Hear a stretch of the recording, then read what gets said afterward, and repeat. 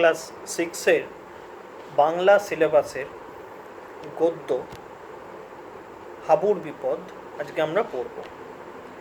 গল্পটি লিখেছেন অজেয় রায়। গল্পটির বিষয়বস্তু প্রথাগত প্রচলিত যেমন বিষয়ে আমরা পড়ে থাকি তার থেকে কিন্তু অনেকটাই আলাদা প্রকৃতি, এবং এরকম ঘটনা বা ঘটনাধর্মিতা চট করে দেখা যায় না, সাহিত্যে বেশ বিরল বলা যায়। একটি ছোট ছেলে, মানে একটি স্কুলের ছাত্র, স্কুলে পড়া একটি ছেলে হাবু, সে এক বিরল সমস্যার সম্মুখীন হয়।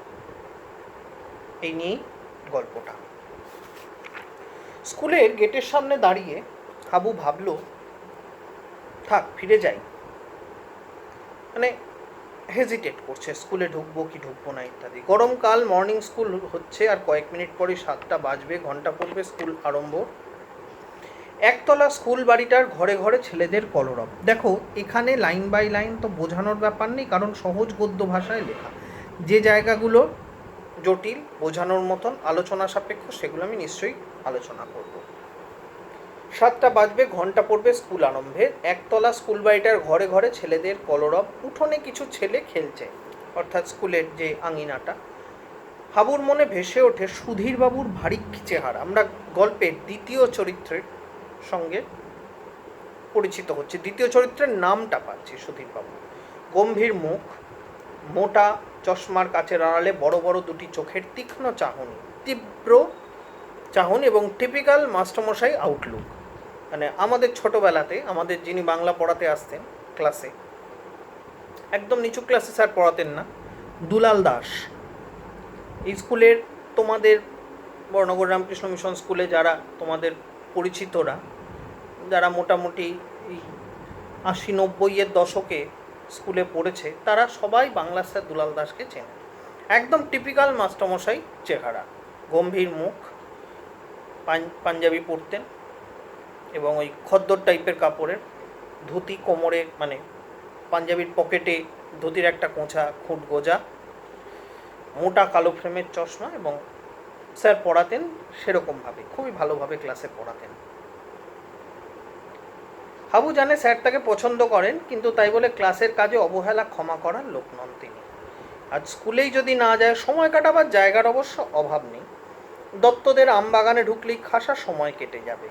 ক্লাস কামাই করলে কাল বাবার থেকে চিঠি আনতে হবে অনুপস্থিত হওয়ার কারণ দর্শিয়ে, অর্থাৎ সেখানে কারণে লিখে দেবেন, চিঠি লিখে দিতে হবে কেন আসেনি। তখন বাবাকে কি কৈফিয়ত দেবে? বই হাতে স্কুলে বেরিয়ে গিয়েছিল কোন চুলোয়, কারণ বাবা তো জানে ছেলে বেরিয়েছে যে। অতঃপর অবধারিত মারাত্মক পরিণতির কথা ভেবে হাবু শিউরে ওঠে, ভীষণ রাগ হতে থাকে ভজার উপর। তৃতীয় চরিত্র, ওর পাল্লায় পড়ে এই গন্ডগোল। হাবু তো প্রথমে রাজি হয়নি, ভজটা কিছুতেই ছাড়লো না। এখন তার মানে হাবু এমন একটা কাণ্ড অলরেডি ঘটিয়ে ফেলেছে, যেটার জন্য সে স্কুলে যেতে ভয় পাচ্ছে, সুধীরবাবুর সম্মুখীন হতে ভয় পাচ্ছেন, এবং সে এই কাণ্ডটায় সে একা নয়, ভজাও সামিল ছিল। বাবা না সুধীরবাবু, না বাবা কিছুতেই না। যদি বরাতে দুর্ভোগ থাকে, স্যারের হাতেই হোক। হাবু স্কুলে ঢুকে পড়ে। আজ লাস্ট বেঞ্চ নয়, ওটার ওপর স্যারেদের চিরকাল কড়া নজর। মাঝামাঝি বসা যাক, ভাগ্যে থাকলে 5 জনের ভিড়ে মিশে হয়তো এই যাত্রা পার পেয়েও যেতে পারে। থার্ড বেঞ্চের এক কোণে 3 কড়ির পাশে হাবু বসে পড়ল। পরপর 3টে ক্লাস কেটে গেল, কোনো ঝামেলা ঝঞ্ঝাটের কোনো ব্যাপার নেই। এইবারে আসবেন সুধীরবাবু, বাংলা রচনার ক্লাস, তারপর টিফিন, 4টে পিরিয়ড হবে, তারপর টিফিন। হাবু বাইরে যতটা সম্ভব শান্ত থাকার চেষ্টা করছে, কিন্তু তার বুকের ভেতর হাঁপড় পড়ছে। হাঁপড় হচ্ছে কি, আগেকার দিনে, এখনও আছে অনেক জায়গায় গ্রাম অঞ্চলের সাইডে, যেখানে কামারশালা ছিল, সে কামারশালায় মাটিতে গর্ত করে উনুন মতন বানানো হতো। তো সেখানে তো কয়লা টয়লা দিয়ে আগুন জ্বলছে, সারাদিন জ্বলছে। এবারে যে কামার পেটাচ্ছে, সে একটা লোহা ওখানে দিয়ে রেখেছে। সে কী করতো, মাঝে মাঝে তার হাতে একটা আংটা মতন থাকে, ওই আংটাটা দিয়ে টানলে পরে একটা ব্লোয়ার থাকে, ব্লোয়ার দিয়ে ওই উনুনে হাওয়া হয়, সেটাকে হাঁপড় বলা হয়। সুধীরবাবু ধীর পদক্ষেপে ক্লাসে ঢুকলেন। দশাশই মানুষটির পরনে ধুতি পাঞ্জাবি, দশাশই অর্থাৎ বড় সড়ো বিরাট চেহারার, কাঁধে পাট করা সাদা চাদর। ছাত্ররা তাকে ভয় ভক্তি দুটোই করে। ছাত্রদের উন্নতির জন্য তিনি প্রচুর খাটেন, তবে বড্ড কড়া মাস্টার। মাস্টারমশাই হিসেবে তিনি অত্যন্ত কঠোর। চেয়ারে বসে সুধীরবাবু প্রশ্ন করলেন, গতবারে কি রচনা লিখতে দিয়েছিলাম? বাংলাদেশে বর্ষাকাল। ও হ্যাঁ, সবাই লিখে এনেছে? হ্যাঁ স্যার, ক্লাস শুদ্ধ ছেলের ঘাড় হেলে। বেশ, কয়েকটা শোনা যাক। ছেলেরা যে যার রচনা খাতা বার করে ওপরে রাখে। এইটাই সুধীরবাবুর মেথড। লাইনটা দাগ দেবে তোমরা। কয়েকজনকে বেছে বেছে পড়তে বলেন, অন্যদের বলেন মন দিয়ে শুনবে। অন্যদের লেখা শুনলে নিজের লেখার মান সম্বন্ধে একটা ধারণা হবে। আমি তো সবার খাতা বাড়ি নিয়ে গিয়ে শুধরে দেব, কিন্তু প্রত্যেকের লেখা তো প্রত্যেকে পড়তে পারবে না। ক্লাসে অন্তত কয়েকখানা রচনা শোনো, কে কেমন লিখেছে কিছুটা জানো, অর্থাৎ একটা সম্বন্ধে ধারণা হতে থাকবে। প্রফুল্ল পড়ো। সুধীরবাবু আদেশ দিলেন। প্রফুল্ল খাতা খুলে বাংলাদেশে বর্ষাকাল পড়তে আরম্ভ করে। পাতা 2 শোনার পর সুধীরবাবু ধমকালেন, থামো, আমি রচনা লিখতে বলেছি, বই থেকে কপি করে আনতে বলিনি। কেন স্যার? প্রফুল্ল আমতা আমতা করে বলে, অর্থাৎ সে থতমত খেয়ে যায়। আবার কেন? দে সরকারের রচনার বই থেকে হুবহু টুকে এনেছো, এ চলবে না। কাল নতুন করে লিখে এনে দেবে, আর কষ্ট করে আরো 2-1খানা বই উল্টিও, মনে থাকবে? নিতাই এবার তার লক্ষ্য ফার্স্ট বেঞ্চ। দ্রুত গতিতে। নিতাই নাম করা ফাঁকিবাজ, প্রথমটায় ভান করলো যেন শুনতেই পাইনি। নিতাই আবার ডাকলেন। আমাকে বলছেন স্যার? হ্যাঁ, ক্লাসে আর কটা নিতাই আছে? খুব স্বাভাবিক প্রশ্ন, সঙ্গত প্রশ্ন। পড়ো। নিতাই মুখ নিচু করে দাঁড়িয়ে রইল। কি হলো? আগে লিখতে পারিনি। কেন? আগে সময় পাইনি স্যার, মায়ের অসুখ। ও, তোমায় বুঝি মায়ের সেবা করতে হয়েছে? 2 দিদি কি করছিল? তার মানে মাস্টারমশাইরা সেই সময় যেহেতু একই গ্রামের একই পরিসরেই বেশিরভাগ জন থাকতেন, কাজেই ছাত্রদের বাড়ি, তাদের বাড়িতে কে আছে না আছে, মানে প্রত্যেকের সঙ্গেই ভীষণ ভালো সম্পর্ক। আগে বারবার ডাক্তার ডাকা, ওষুধ আনা করতে হয়েছে কি না, বাবার মোটে সময় নেই। তাই কি হয়েছে তোমার মায়ের? জ্বর, সর্দি, কাশি। এখন কেমন আছেন? জ্বর ছেড়েছে, আজ ভাত খেয়েছেন। মিথ্যাবাদী! সুধীরবাবুর গর্জনে সারা ক্লাস কেঁপে ওঠে, গর্জন করে ওঠেন রীতিমতো। গতকাল তোমার মাকে দেখেছি গোসাই বাড়িতে কীর্তন শুনছেন। বমাল সমেত গ্রেপ্তার বলে একটা কথা আছে, এইরকম। দাঁড়িয়ে থাকো ওই কোণে, টিফিনেও বেরোবে না, দাঁড়িয়ে থাকবে। কালকেই তোমার রচনা চাই, নিয়ে পরপর 2 দিন হলো।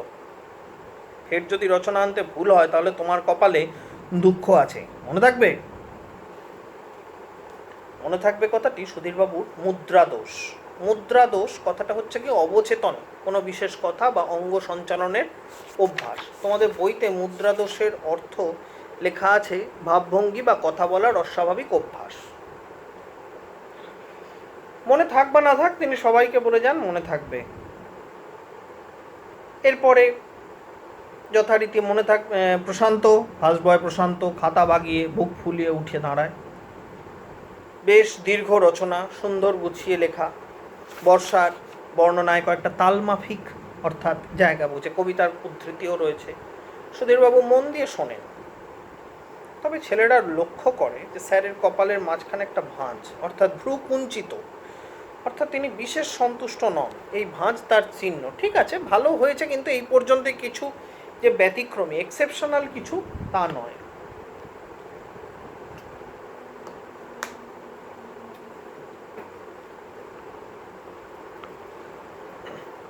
প্রশান্তর পাঠ শেষ হলে সুধীরবাবু বললেন, ভালো হয়েছে, তবে আরেকটু মৌলিক হওয়া চাই। মৌলিক হওয়া চাই অর্থাৎ কি? নিজস্বতা থাকবে। মানে এই বই থেকে খানিকটা, ওই বই থেকে খানিকটা, এরমভাবে নিয়ে লিখলে হবে না। যেমন এখন হয়ে গেছে, এখন কাউকে কিছু লিখতে দেওয়া, কোনো ছাত্রদের কিছু লিখতে দেওয়াটাই এখন বিপদ। কারণ বেশিরভাগ ছাত্রই বাড়িতে 2-3টে করে সহায়িকা আছে, যেটাই পারছে না সেটাই টুক করে বই খুলছে, সহায়িকা দেখছে, লিখে এনে দিচ্ছে, এরকমটা হয়ে গেছে। ঠিক আছে, যাই হোক, চাই নিজস্ব ভাব, ভাষা, নিজের অভিজ্ঞতার বর্ণনা, তবেই রচনার প্রকৃত সাহিত্যিক মূল্য আসবে, মনে থাকবে। প্রশান্ত একটু ক্ষুণ্ণ মানে একটু অসন্তুষ্ট মনে বসে পড়ে। সুধীরবাবুর সন্ধানী দৃষ্টি ঘুরছে। আবুলচন্দ্র হাবু নিজের কানকে যেন বিশ্বাস করতে পারে না। ইস, এইরকম, তাই বলে হাবুল, হাবু এবার উঠে দাঁড়ায়। কি ভাগ্য তার, পড়ো তোমার রচনা। হাবু একটু ইতস্তত করে কয়েকবার ঢোক গেলে, দেরি করছো কেন? হাবু হাই বেঞ্চে রাখা বই খাতাগুলোর ওপর থেকে একটা খাতা তুলে নিল, খাতা খুলে নাকের সামনে মেলে ধরে একটুক্ষণ তাকিয়ে রইল। কই, আরম্ভ করো, বড্ড সময় নিচ্ছ। সুধীরবাবু তাড়া দেন। হ্যাঁ স্যার। হাবু পড়তে আরম্ভ করে। আষাঢ় শ্রাবণ 2 মাসকে বাংলাদেশে বর্ষাকাল বলে। হাবু এবারে সম্পূর্ণভাবে কল্পনার থেকে নিয়ে সে লেখা পড়তে শুরু করলো। এই 2 মাসে প্রচুর বৃষ্টি পড়ে, তাই তার নাম বর্ষা। বর্ষার আগে গ্রীষ্মকাল, প্রচণ্ড গরম পড়ে, তখন মাঠঘাট শুকিয়ে যায় ইত্যাদি। হাবু বলে চলে। আষাঢ় মাসে নামে অঝোর বৃষ্টি, বর্ষা এসে সব কিছু ভিজিয়ে দেয়, প্রকৃতি স্নিগ্ধ হয়ে ওঠে। হাবু প্রথম দিকটায় ঠেকে ঠেকে আস্তে আস্তে পড়ছিল, ক্রমে তার পড়ার গতি বাড়ে, বেশ ঝরঝর করে বলে চলে। তার মানে কি, একটা সে সূত্র পেয়ে গেছে, যে সূত্রটা অনুসারে তার মস্তিষ্ক সেদিকে চালিত হচ্ছে, কনসেন্ট্রেশন চলে গেছে সেই দিকটাতেই তার। বর্ষা নামে বাংলাদেশের সব জায়গায়, শহরে, গ্রামে, জঙ্গলে, পাহাড়ে। শহরে বর্ষা কোনোদিন দেখিনি, হাবুর ব্যক্তিগত অভিজ্ঞতা ঢুকছে এখানে। তবে গ্রামে থাকে কিনা, তাই প্রতি বছর বর্ষাকালে গ্রামের অবস্থা কেমন হয় তা বেশ জানি। দেখতে দেখতে মজে যাওয়া পুকুর, ডোবা, খাল, বিল জলে ভরে ওঠে, রাস্তাঘাট হয় কাদা প্যাচপ্যাচে, চলতে ফিরতে তখন ভারী অসুবিধা। কাগজে দেখেছি শহরের রাস্তাঘাট ভালো, কাদা হয় না, কিন্তু সেখানেও রাস্তায় জল জমে। কাগজে ছবি দেখেছি কলকাতায় কোথাও কোথাও 1 কোমর জল দাঁড়িয়েছে, লোকে নৌকা চালাচ্ছে। আমার স্ট্রিট ঠনঠনিয়া অঞ্চল, আমার স্ট্রিট অঞ্চলে বিশেষ করে, আমি জানি না এখনকার ঠিক অবস্থা, তবে 2001 সালে আমি সেখানে আমার স্ট্রিট অঞ্চলের একটি কলেজে, বিদ্যাসাগর কলেজে আমি ভর্তি হই। 2004 সাল পর্যন্ত আমি সেই কলেজে পড়েছি এবং আমি নিজে দেখেছি বর্ষাকালে আমার স্ট্রিটে নৌকো চলতে। বর্ষা নামে এই 3 কোড়ি মুখ নাবাও। সুধীরবাবু ধমকে ওঠেন। 3 কোড়ি হাঁ করে হাবুর খাতার পানে চেয়েছিল, তৎক্ষণাৎ ঘাড় নাবায়। হাবুও চমকে পড়া বন্ধ করে। তারপর সুধীরবাবু চেয়ারে হেলান দিয়ে আরাম করে বসেন, অর্থাৎ হাবু যেটা বলছে, হাবু যেটা পড়ছে সেটা সুধীরবাবু উপভোগ করছেন। হাবু আরম্ভ করতে একটু দেরি করছে, খাতার ওপর চোখ রেখে দাঁড়িয়ে থাকে। কি হলো, নিশ্চয়ই নিজের হাতের লেখা নিজেই পড়তে পারছে না। না, বকে বকেও হাতের লেখা উন্নতি করা গেল না ছেলেটার। অর্থাৎ সুধীরবাবুর হাতের লেখা, এই হাবুর হাতের লেখা নিয়ে সুধীরবাবু কনসাস, তিনি সচেতন, এবং পূর্বেও তিনি চেষ্টা করেছেন এই হাতের লেখা ভালো করানোর, যদিও সেটা করা তার পক্ষে সম্ভব হয়ে ওঠেনি। হাবু আবার পড়ে। বর্ষাকালে চাষিদের ভারী ফুর্তি, আনন্দ। বৃষ্টি ভালো হলে চাষ ভালো হবে, অনেক ফসল উঠবে ঘরে। যে বছর বৃষ্টি কম হয় সেবার তাদের মাথায় হাত। বাগদিপাড়ার রামু অনাবৃষ্টির বছরে আমাদের গোলা থেকে ধান নিয়ে যায়, নইলে তার ছেলে বউ না খেতে পেয়ে মরবে। স্বাভাবিকভাবেই অনাবৃষ্টির সময় আবার বেশি বৃষ্টির বিপদ আছে, নদীতে বন্যা হয়। আগের বছর আমাদের গাঁয়ের পাশে খরস্রোতা নদীতে বান ডাকলো। যে দেখো, এই যে ভাষা, খরস্রোতা ভাষাগুলো, এগুলো সাহিত্যের ভাষা। এই ভাষা যখন একটা ছেলে ব্যবহার করছে, তার মানে সে কোনোভাবে এই বিষয়টার সঙ্গে সম্পৃক্ত হয়ে গেছে। দুপাশের মাঠ ভেসে গেল, কত শস্য ক্ষেত ডুবে নষ্ট হলো, গায়ের মধ্যে জল ঢুকে পড়েছিল, ছোট ছোট অনেক মাটির ঘর পড়ে গেল। মাঝরাত্রিরে বান এসেছিল। বান কি? বান হচ্ছে একটি বড় ঢেউ। যে বড় ঢেউ এতটাই বড় এবং সে এতটাই জল নিয়ে আসে যে সেটাকে যদি না আটকানো যায় তাহলে সে জনপদের মধ্যে ঢুকে পড়বে। ছোট ছোট মাটির ঘর ভেঙে গেল। মাঝরাত্রিরে বান এসেছিল। ভাগ্যিস দুলে মাঝি হাঁক দিয়ে সবাইকে সাবধান করে দিল, নইলে অনেকে ভেসে যেত। আমাদের বাড়িতে অনেক পরিবার এসে আশ্রয় নিয়েছিল সে রাতে। সুধীরবাবু মন দিয়ে শোনেন। খাসা লিখেছে, বইটইয়ের ধার ধারেনি, সব নিজের অভিজ্ঞতা, অর্থাৎ একজন মাস্টারমশাই যেরম চান মৌলিক লেখার ক্ষেত্রে। ভাষ্যটিও সুন্দর। ছেলেটি চর্চা রাখলে বড় হয়ে নির্ঘাত সাহিত্যিক হবে। ফার্স্ট বয় প্রশান্ত পাশের ছেলেকে কোনোই দিয়ে মৃদু খোঁচা মারলো, শুনেছিস রে বাবুল তাবল, পয়েন্ট কই, ফিসফিসিয়ে বলে। তিন করে আবার ঊর্ধ্বগ্রীবা বিস্ফারিত নয়নে ঘাড় তুলে হাবুর মুখের দিকে তাকিয়েছিল। স্যারের ধমক শুনে মাথা নামায়, কারণ হাবু কি পড়ছে 3 করে তো জানে। হাবু পড়ে যায় বর্ষাকালে তার গ্রামের জীবনের নানা বিচিত্র কাহিনী। এইভাবে সে পড়ে যায় বর্ষাকালে গ্রামের পালা পার্বণ ব্রত ইত্যাদি। হাবুর রচনা শেষ হলো। সুধীরবাবু স্মিত মুখে বললেন, বেশ হয়েছে, নিজের দেখা জিনিস লিখেছ, যা নিজে অভিজ্ঞতা অর্জন করা তাই লিখেছ, খুব ভালো, তবে একটু গুছিয়ে লেখা দরকার, অর্থাৎ লেখার মধ্যে দরকার কি একটু কম্প্যাক্টনেস।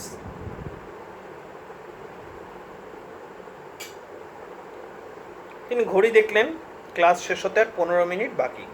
এবার সামনের সপ্তাহের রচনার বিষয়টা দিয়ে দেবেন, আর এই সপ্তাহের খাতাগুলো নিয়ে নেবেন সংশোধনের জন্য, কারণ খাতা তিনি বাড়িতে নিয়ে যাবেন এবং নিয়ে গিয়ে তিনি খাতাগুলো দেখে শুনে শুধরে দেবেন। হরিপদ খাতা নাও। মনিটর হরিপদ প্রত্যেকের কাছে গিয়ে রচনা খাতা সংগ্রহ করতে লেগে যায়। সুধীরবাবু ভাবেন, আসছে বারে কি রচনা দেওয়া যায়। ঠিক আছে, দুর্গাপুজোর পৌরাণিক আখ্যানটা বলে দেবেন ক্লাসে, অর্থাৎ মহিষাসুর, মহিষাসুর কীভাবে ব্রহ্মার থেকে বর লাভ করলো, দেবী দুর্গার সৃষ্টি তত্ত্ব ইত্যাদি ইত্যাদি। স্যার, হাবু খাতা দিচ্ছে না। হরিপদর ডাকে সুধীরবাবু অবাক হন। কেন? তা জানি না স্যার, বলছে কালকে দেব। হাবু উঠে দাঁড়ায়। খাতা দিচ্ছ না কেন? হাবুর মুখে কথা নেই। কে উত্তর দাও। আগে কাল ভালো করে লিখে দেখি খাতাটা। সুধীরবাবু রহস্য উদ্ধারের চেষ্টা করেন, যে কেন হেজিটেট করছে, কেন দিতে চাইছে না ইত্যাদি। হরিপদ হাবুর রচনা খাতার উদ্দেশ্যে হাত বাড়াতেই 3 করে টপ করে ওপরের খাতাখানা তার হাতে তুলে দেয়। হরিপদ সেখানা স্যারের হাতে সমর্পণ করে। খাতার মলাটে চোখ বুলিয়ে তার কাছে রহস্য পরিষ্কার হয়। গোটা গোটা করে লেখা বীজগণিত খাতা। ও, এই জন্য এত ধানাই পানাই মানে এত দ্বিধা। কাল ভালো করে লিখে এনে দেবো। ছেলেটা অতি অগোছালো। তিনি পই করে সবাইকে বলে দিয়েছেন একটা আলাদা রচনা খাতা করবে, যা তা খাতায় লিখবে না। 2 সপ্তাহে একটা বাংলা রচনার ক্লাস। তিনি সমস্ত খাতা বাড়িতে নিয়ে যান, ভালো করে সংশোধন করে 3-4 দিন পর খাতা ফেরত দেন। এবার অবশ্য ফেরত দিতে আরও 3 দিন বেশি দেরি হয়েছিল। তাহলে পরেও অন্তত 3-4 দিন পরে ফেরত দেয়। 2 সপ্তাহ মানে 7-7 14 দিন, সেখানে 8-10 দিন তো পাচ্ছেই হাতে। শ্রীমান ইতিমধ্যে হোম টাস্ক লিখে বসে আছে, তাড়াতাড়ি লিখেছে, খুব ভালো কথা, কিন্তু তা বলে অঙ্ক খাতায় লিখবে? কোনো আলগা কাগজে বা রাফ খাতায় লিখতে পারতো। তারপর আসল খাতা ফেরত পেলে তাতে টুকে নিত, আর হতে পারে যে হাবুল ওর হয়তো রচনা খাতাটি হারিয়ে বসে আছে, ফলে হাতের কাছে যা পেয়েছে তাতেই লিখেছে। মানে এগুলো সুধীরবাবু নিজে ভেবে যাচ্ছেন একটার পর একটা সম্ভাবনা। তাহলে এখান থেকে একটা প্রশ্ন তোমরা ভালোভাবে খেয়াল রাখবে, সেটা হচ্ছে হাবুর রচনা খাতার বিষয়ে সুধীরবাবুর মনে কি কি সম্ভাবনার উদয় হয়েছিল। ছি, এ কি নোংরামো, যা পেয়েছে তাতেই লিখেছে। আর তিনি আচ্ছা করে ধুচুনি দেবেন হাবুলকে।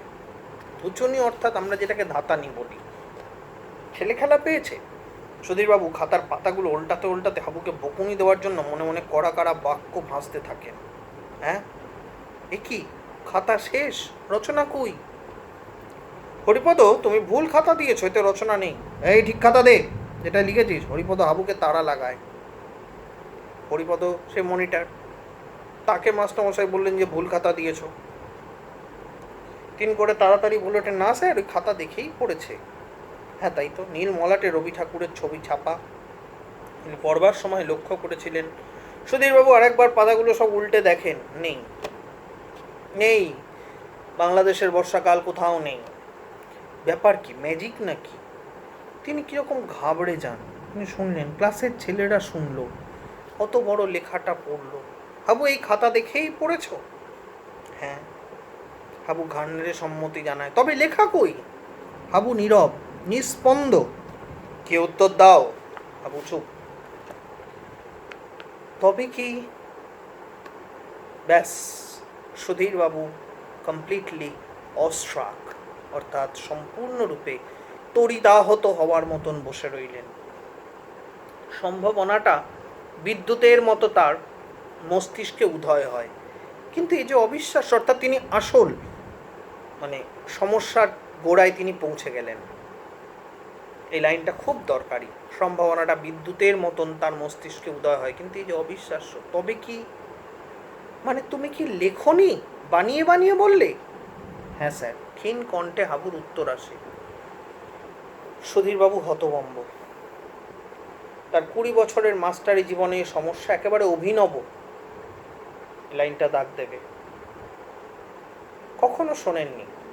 প্রথমেই তার কান গরম হয়ে উঠল রাগে, ক্রোধ, কি আর স্পর্ধা। বেমালুম ঠকালো আমাকে। তোমরা বেমালুম শব্দটা আগে পড়েছো। বে হচ্ছে বিদেশি উপসর্গ। বেমালুম ঠকালো আমাকে।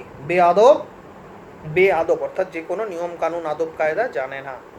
কিন্তু সঙ্গে সঙ্গেই দ্বিতীয় চিন্তাটা তার মাথায় এলো। তাহলে প্রথম চিন্তাটা কি ছিল? হাবু তাকে ঠকিয়েছে। দ্বিতীয় চিন্তাটা কি এলো? চশমার পুরু কাচের ভিতর দিয়ে সুধীরবাবুর বড় বড় চোখ দুটো স্থির দৃষ্টি হাবুর ওপর নিবদ্ধ।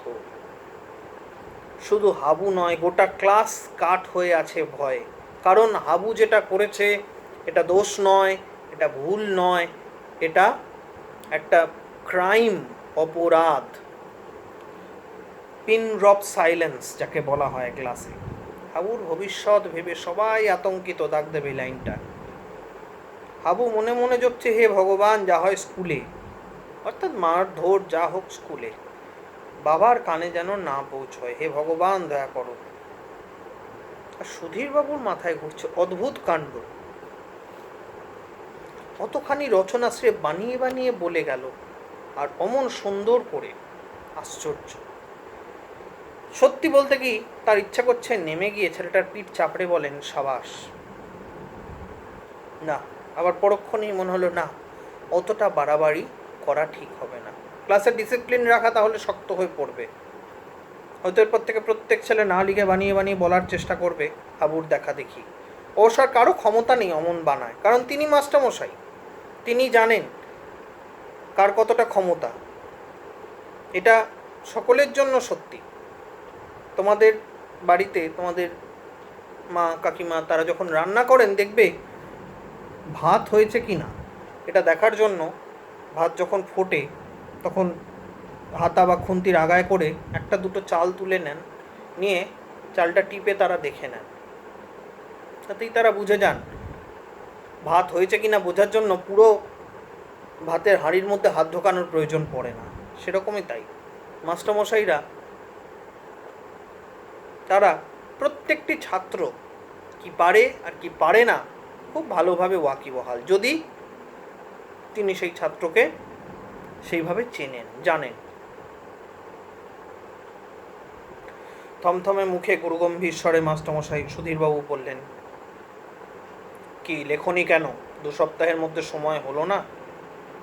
আগে ভেবেছিলাম কাল সন্ধেবেলা লিখে ফেলবো। হাবু মিনমিন করে, কিন্তু গোপালপুরে মেলায় গিয়েছিলাম বিকেলে, ফিরতে রাত হয়ে গেল। এসে দেখি খেতে দিচ্ছে। খেয়ে উঠে পড়া বাবার বারণ, তাই। তো সোজাসুজি স্বীকার করতে পারতে। ভেবেছিলাম করব। ও, তারপর বুঝি বুদ্ধি জাগলো? না স্যার, হঠাৎ কেমন গুলিয়ে গেল। আর কখনো হবে না স্যার। হাবুর কণ্ঠে কান্নার আভাস। বেশ, মনে থাকে যেন। আর কাল আমার রচনা চাই। ঠিক যা বললে সব পরিষ্কার করে লিখে আনবে, মনে থাকবে? সেই মুদ্রা দোষ মনে থাকবে? খাসা বলেছ। শেষে তিনি তার অ্যাপ্রিসিয়েট করা, হাবুর প্রতি তার যে প্রশংসা বাক্য, সেটা তিনি উচ্চারণ করে গেলেন যে হাবু যা বলেছে সেটা ঠিক বলেছে, সুন্দরভাবে বলেছে এবং যথোপযুক্ত বলেছে। হাবুকে তিনি সেই সার্টিফিকেটটা দিয়ে গেলেন। গল্পটা বাড়িতে পড়বে অবশ্যই, এবং কোথাও কোনো রকম অসুবিধে হলে বুঝতে বা কিছু, তখন আমার সঙ্গে অবশ্যই আমাকে বলো। আজকে এই পর্যন্তই রইল। পরবর্তী ক্লাসে আবার শহীদ যতীন দাস পড়াবো। ভালো থেকো সবাই।